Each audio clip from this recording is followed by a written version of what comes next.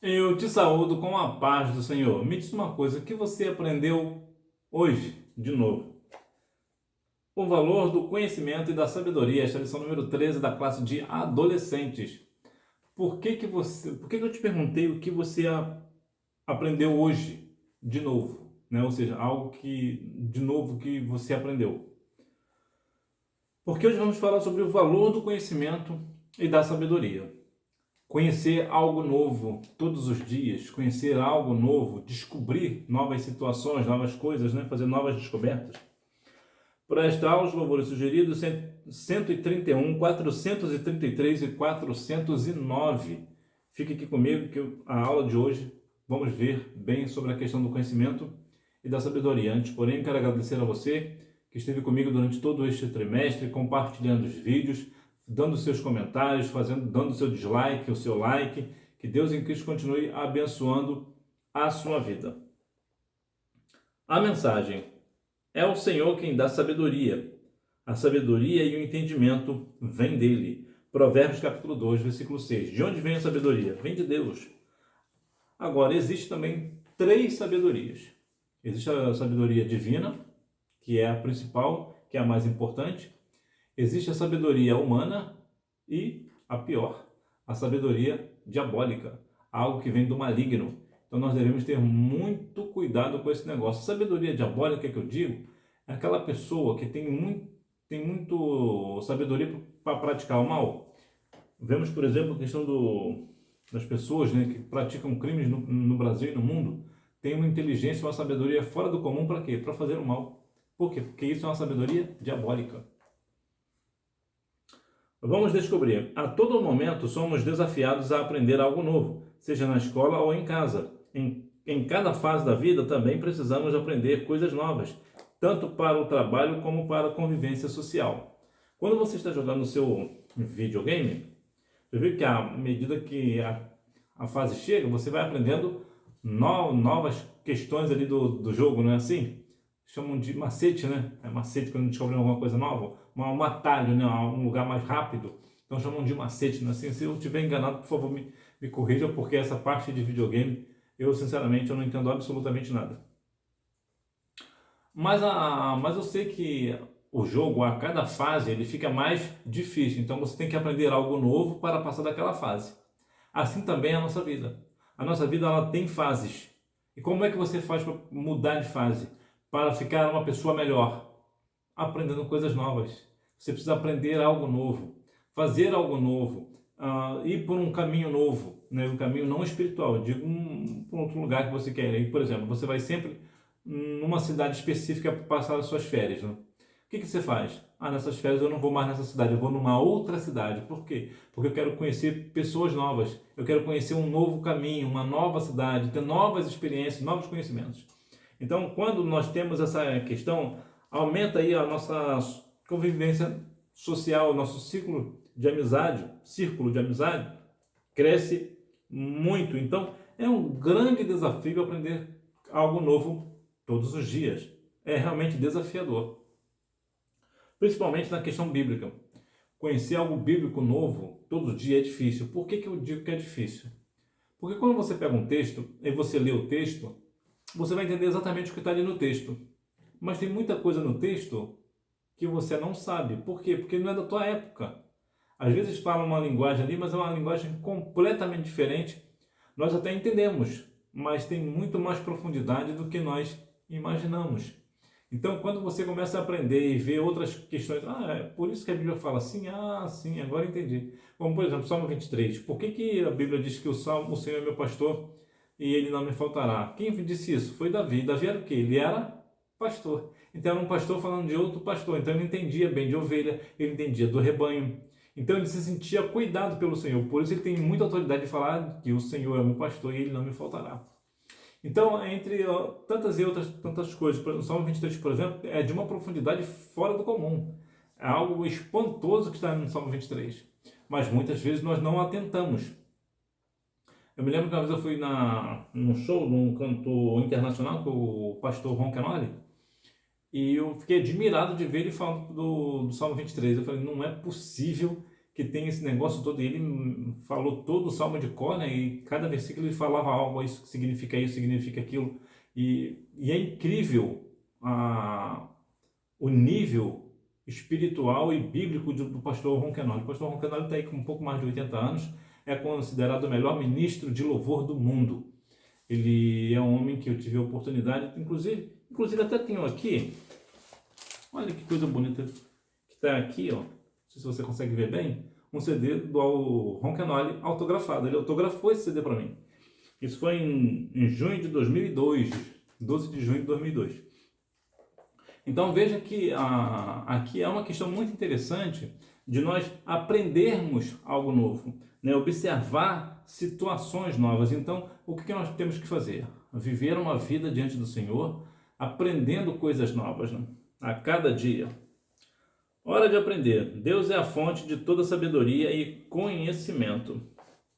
Ao final do período de treinamento, os 4 jovens foram levados à presença do rei. E Nabucodonosor viu que não havia jovens tão inteligentes quanto a Daniel, Ananias, Misael e Azarias. Todas as vezes que o rei fazia perguntas a respeito de qualquer assunto que exigisse inteligência ou conhecimento, descobriu que os 4 eram 10 vezes mais inteligentes do que todos os sábios e adivinhos de toda a Babilônia. Veja aqui a grande questão, porque Deus é a fonte de toda sabedoria e conhecimento. Toda sabedoria está nele. Então, nós vemos, por exemplo, que lá no livro de Tiago, capítulo 1, versículo 5, nos fala que, o 4, 5, né? Fala que quando nós queremos ser sábios, o que nós fazemos? Nós pedimos sabedoria ao Senhor, buscamos sabedoria ao Senhor, que o Senhor nos dará sabedoria e não lançará em rosto. Ou seja, você vai ser sábio e Deus não vai ficar falando para você, olha, você só é sábio porque eu te dei sabedoria, hein? Ou seja, Deus não lança em rosto. Deus tem prazer na pessoa que busca a sabedoria que vem do alto. Então é muito importante. Existe um texto, agora está no livro de Provérbios, agora não lembro, que fala sobre a questão de que aqueles que me buscam de madrugada me encontrará. Eu gosto muito desse texto, mas agora realmente me fugiu a referência dele. Muitas pessoas falam que isso é Deus falando. Não, não é o Senhor, é a sabedoria. Por que é a sabedoria? Porque Deus ama só quem busca Ele? Não, Deus ama toda a humanidade, que Deus amou o mundo de tal maneira, né? Ele amou o mundo inteiro, Deus ama o mundo inteiro. Não precisa querer saber buscar Ele ou não, Deus vai amar do mesmo jeito. O que o texto está falando sobre a sabedoria. A sabedoria está dizendo, aqueles que me buscam de madrugada me encontrará. Por que de madrugada? Aqui tem 2 sentidos da madrugada. A madrugada no sentido literal, realmente ser de madrugada. Por quê? Porque de madrugada é silencioso, então você não tem nada que te atrapalha, você consegue absorver melhor a sabedoria. Você lê, você estuda, você aprende melhor, porque não há barulho, não há nada que interfira.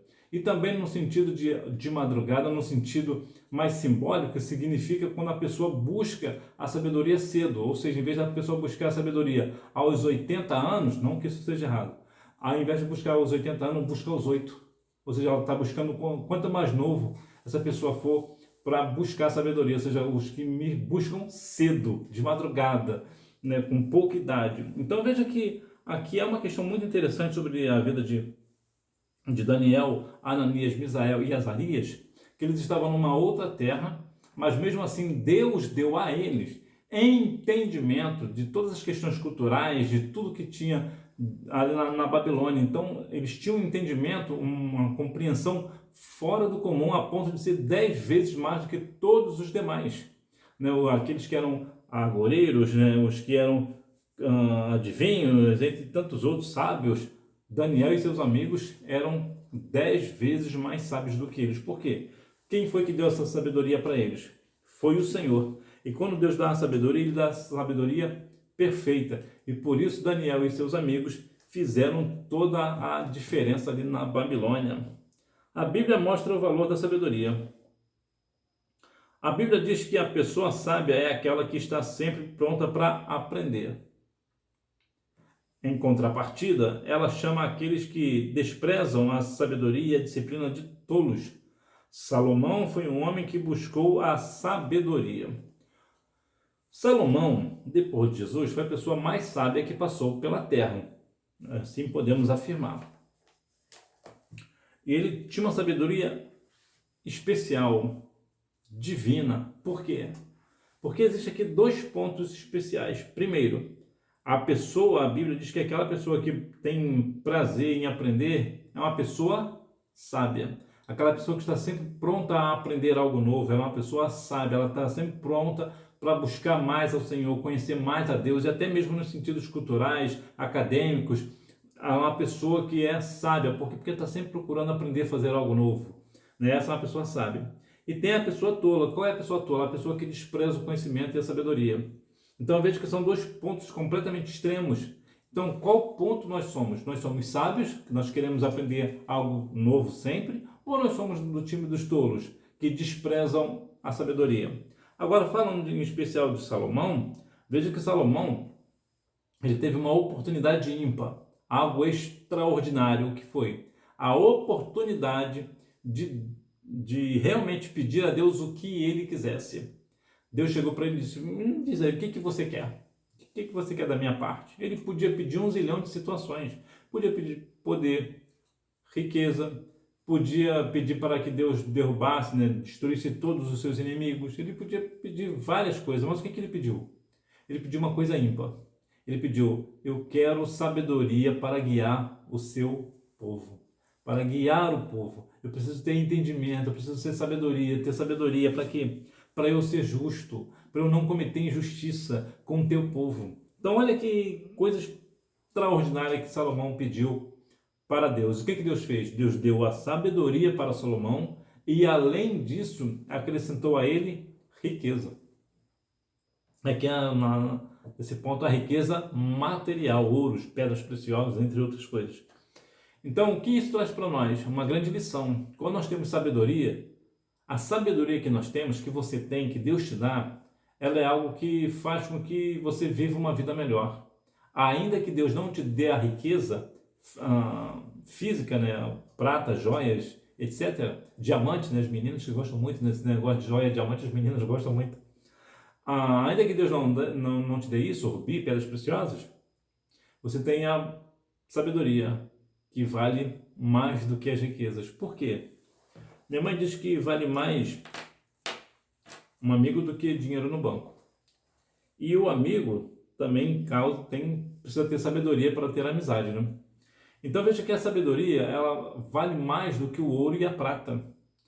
Por quê? Porque a pessoa, por exemplo, a pessoa que é sábia, ela aceita Cristo como Salvador. Ela aceita Cristo como Salvador porque ela é sábia. João 28, 28. O temor do Senhor é o quê? É a sabedoria. Apartar do mal é a inteligência, não é assim?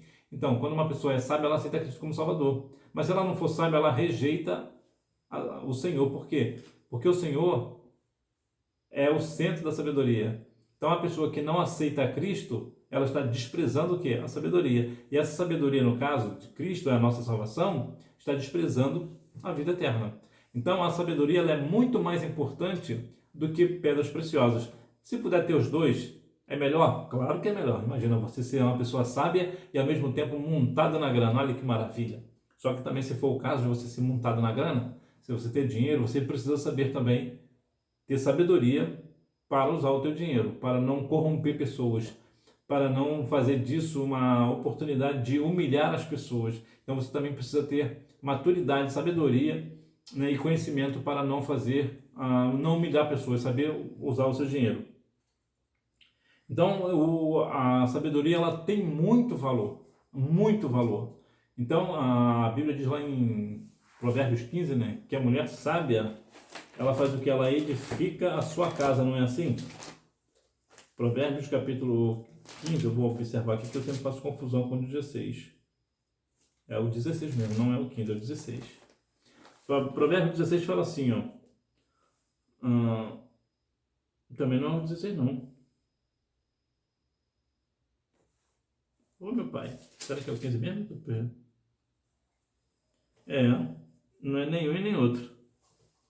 Eu fiz uma confusão boa aqui, hein? Mas a Bíblia diz que não é nem o 15 e nem o 16, é o 14. É o 14. Ó, Provérbios 14. A mulher sábia edifica a sua casa, mas a tola com as próprias mãos a derruba. Então veja que a mulher sábia ela faz o que? Ela edifica a sua casa. Como é que ela edifica a sua casa? Com sabedoria. A mulher que é sábia, ela edifica a casa, ela fortalece a casa fica firme. Então veja que é muito importante nós procurarmos a sabedoria que vem de Deus. O propósito do conhecimento. A Bíblia mostra que homens e mulheres com capacidades diversas que serviram a Deus. O que você faz com o seu conhecimento? Com a sua profissão? Com aquilo que você sabe fazer bem? Você precisa fazer o quê? Ganhar o seu pão, é verdade, trabalhar, ter a sua profissão, mas também precisa usar isso em prol da obra. Por exemplo, Sifra e Poá, elas eram parteiras profissionais. Pode parecer só uma parteira, não tem nenhum valor, né? Olha como é que são as coisas, né? Olha como a Bíblia menciona questões assim que muitas vezes é simples, mas é usada de uma forma extraordinária. Essas Sifra e Poá, elas eram parteiras profissionais. Faraó ordenou que elas matassem todos os meninos recém-nascidos na hora do parto. O que elas fizeram? Elas não mataram. Elas tiveram temor a Deus. Então, por ter temor a Deus, elas acreditavam no Senhor. Então, o que elas fizeram? Elas não aceitaram essa ordem de Faraó. Por isso, muitas crianças foram poupadas da morte. Olha que coisa extraordinária.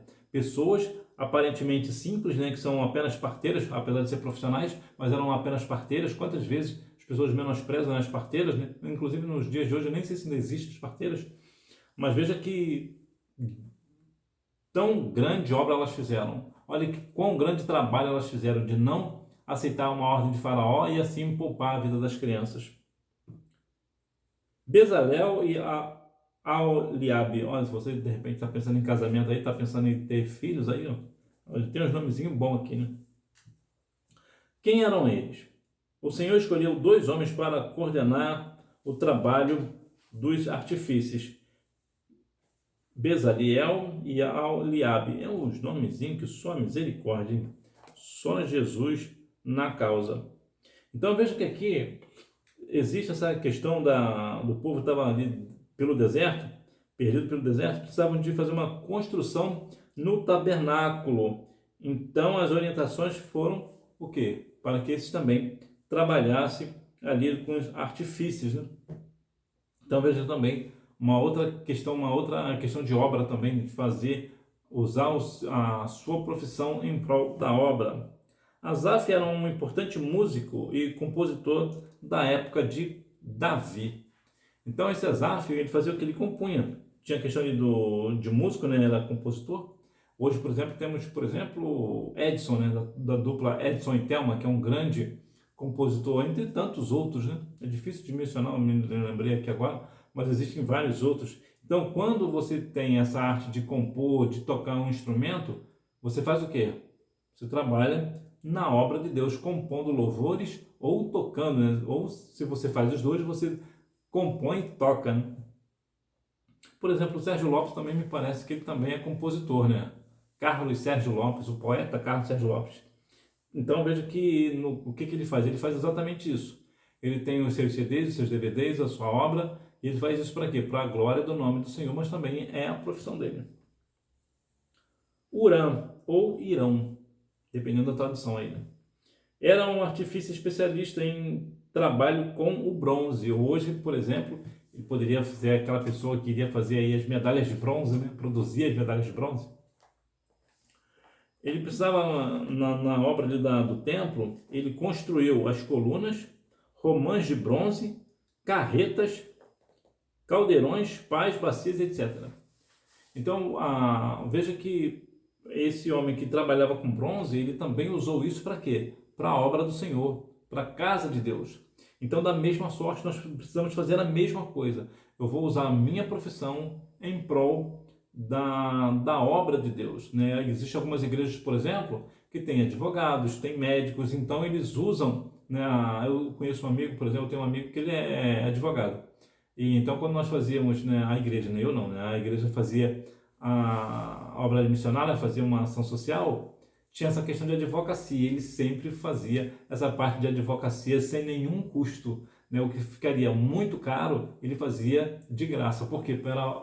para a obra de Deus. Então veja que quando nós usamos a nossa profissão, nós fazemos o quê? Usamos ela para a obra. E no teu caso, qual a profissão que você quer seguir? Deixa aí nos comentários, eu quero saber qual a profissão você quer seguir. Conclusão. Precisamos compreender que as habilidades incomuns e conhecimentos admiráveis vêm do Senhor e devem ser usados para glorificar o nome de Deus. Então, independente da minha profissão, eu tenho que fazer o quê? Usar essa profissão para a glória do Senhor, para a glória de Deus, independente dessa profissão, independente do que for. Veja aqui alguns casos, como aquelas mulheres que eram parteiras, outros que eram compositor e instrumentista, outro que trabalhava com bronze. Então veja que o apóstolo Paulo, por exemplo, fazia tendas. Então Jesus, ele fazia o quê? Ele trabalhava com marcenaria. Então nós devemos também usar as nossas profissões para quê? Em prol do reino, para ajudar a obra, para edificar pessoas. Portanto, descubra aí a sua competência, descubra aí o seu grande talento, né? O que você quer ser quando crescer, o que você acha que você tem habilidade para fazer. Então, se profissionalize, seja um excelente profissional naquele ramo que você está fazendo e assim você glorifica o nome do Senhor. Então, que nós venhamos a cada dia mais estarmos firmes na presença de Deus. Você consegue ver as respostas? Vê se você consegue ver as respostas aí, para você tirar um 10 no Vamos Praticar. Então, que nós venhamos a cada dia mais estar no Senhor. Mais uma vez, eu preciso falar sobre a questão do conhecimento e da sabedoria. Eu sempre falo aqui, porque muitas vezes nós fazemos confusão que conhecimento e sabedoria é a mesma coisa. Não são duas questões diferentes. Conhecimento é quando você conhece alguma coisa. Você tem talento para alguma coisa, você sabe fazer. Você tem um conhecimento daquilo. A sabedoria é quando você usa esse conhecimento no momento certo. Isso é sabedoria. É por isso que muitas vezes você verá pessoas que não sabem nem ler nem escrever com sabedoria. Por quê? Porque a sabedoria ela não precisa de pessoas que saibam ler ou escrever ou coisa do tipo. A sabedoria ela vem do céu, ela vem do alto. Então, a sabedoria é no tempo oportuno. A pessoa vai lá e aplica aquilo que ela sabe, ainda que ela não saiba ler e nem escrever. Conselhos, por exemplo. Pessoas dão muitos bons conselhos e muitas vezes não sabem nem ler nem escrever. Mas por que os conselhos são bons? Porque é um conhecimento que vem de cima. Isso é uma grande verdade. Só para você ter uma ideia, hoje eu estava na casa de uma irmã e essa irmã ela não sabe nem ler nem escrever. E ela me deu um excelente conselho hoje. Porque é uma sabedoria que vem de cima. E curiosamente, eu acho interessante a vida dela, porque além de ser uma irmã muito piedosa, conheço ela desde meus tempos de criança, ela não sabe ler nem escrever, ela tem a sabedoria do alto, mas ela sabe falar língua estranha, ela é batizada com o Espírito Santo. Olha que interessante, eu acho muito curioso isso. É claro que aqui eu não vou fazer uma apologia que as pessoas não devem estudar, não. Precisa estudar sim, nós devemos estudar sim. Mas só para você ver que a sabedoria, quando ela vem do céu, ela não precisa de conhecimento humano. O Senhor, o próprio Senhor dá. E eu quero mais uma vez agradecer a você que esteve comigo todo esse trimestre. Deus continue abençoando a sua vida. Te agradeço pelos compartilhamentos, pelos comentários que você tem deixado, pelos seus likes, pelos seus dislikes, por você que tem se inscrito aqui no canal. Que Deus continue abençoando a sua vida, continue compartilhando os vídeos aqui, dando seu like, dando seu dislike, comente, que é importante para eu compreender como é que está o andamento do nosso conhecimento na palavra de Deus. Porque quando você comenta algo, e eu observo, às vezes eu não consigo responder os comentários, por razões alheias, né? Eu não consigo responder, mas eu consigo ler todos os comentários, e os comentários têm me edificado bastante, então, e me orientado acerca de certas coisas também. Então, que Deus continue abençoando a sua vida e você me vê no próximo trimestre, se Deus quiser. Tchau!